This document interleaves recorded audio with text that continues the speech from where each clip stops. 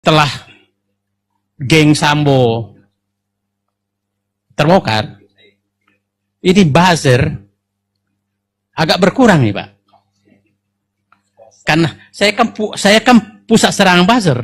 Pernyataan Said Didu ini saya kira sangat brutal karena menganggap seluruh netizen adalah buzzer. Pertama, saya mau sampaikan ke Pak Said Didu ini bahwa hampir seluruh tokoh nasional itu memiliki loyalis. Apalagi sekelas Presiden Jokowi, pasti banyak pendukungnya. Lalu Anda kategorikan pendukung itu, ekspresi dari pendukung itu semua Anda anggap sebagai buzzer. Nah, disinilah sesat berpikirnya pion daripada JK ini. Yang waras tidak boleh mengalah terhadap mereka para pencoleng-pencoleng agama yang menjadikan agama sebagai alat politik.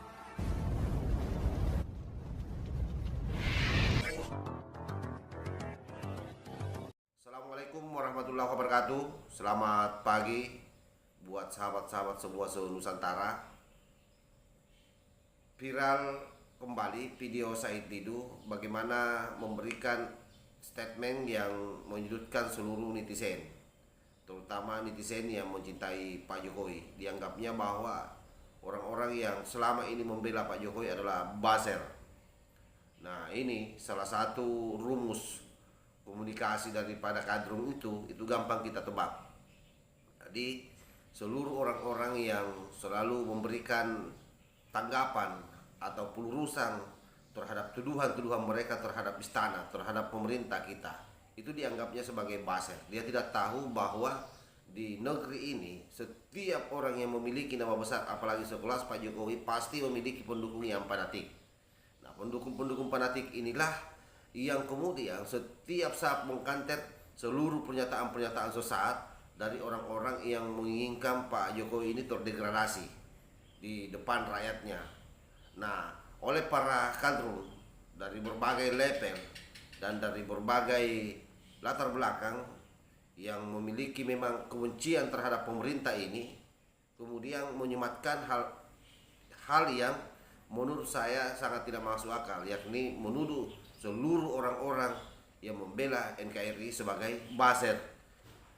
Nah, pola-pola seperti ini adalah pola komunikasi yang memang sengaja digelontorkan oleh mereka secara sistemik dalam rangka untuk itu tadi, mendegradasi pemerintah kita. Kenapa saya sampaikan bahwa beliau ini adalah pion dari JK atau peluncur dari JK? Karena orang tua ini alias Pak Said Didu ini adalah orang yang berjaya di masa JK menjadi penguasa di negeri ini.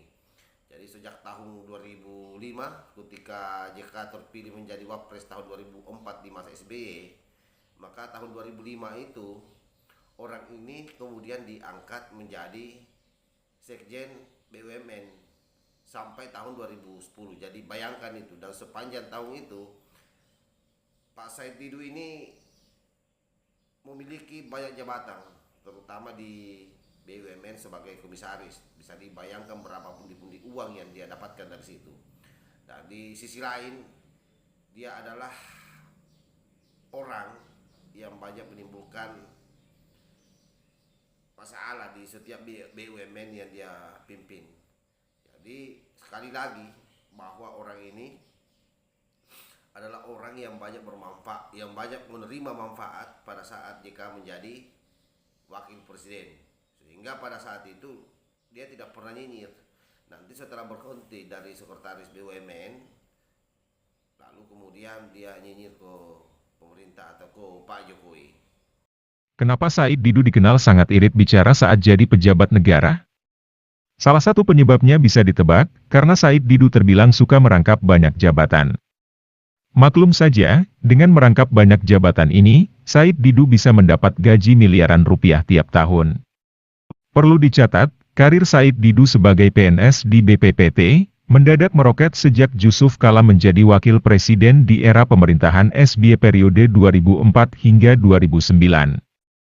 Betapa tidak, Said Didu yang tak paham korporasi tiba-tiba dilantik menjadi sekretaris Kementerian BUMN dari tahun 2005 hingga 2010. Sejak menjabat sekretaris Kementerian BUMN inilah, Said Didu bisa merangkap banyak jabatan sebagai komisaris di BUMN. Selain jadi sekretaris Kementerian BUMN, Said Didu juga menjabat komisaris independen PT PN 4 periode 2006 hingga 2008. Tak hanya itu, Said Didu juga menjabat komisaris utama PT PN 4 periode 2008 hingga 2015. Bahkan, Said Didu juga menjabat komisaris utama PT Merpati Nusantara Airlines periode 2008 hingga 2011. Saat Yusuf Kala menjadi wakil presiden pada era Jokowi, Said Didu kembali main rangkap jabatan.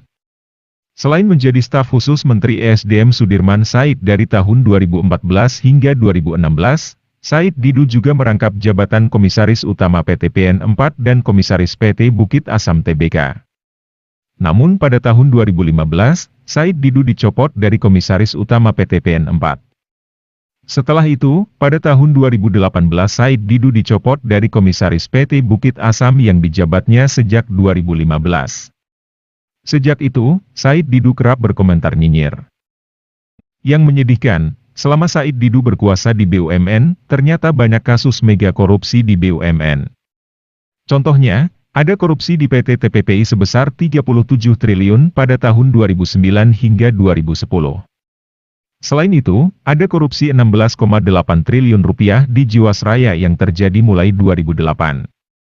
Tak hanya itu, PT Merpati Nusantara Airlines yang pernah ditangani Said Didu, kini bangkrut dengan meninggalkan utang 10 triliun. Sementara di PT PN 4 dan PT Bukit Asam pada era Said Didu juga terjadi korupsi yang tidak kecil.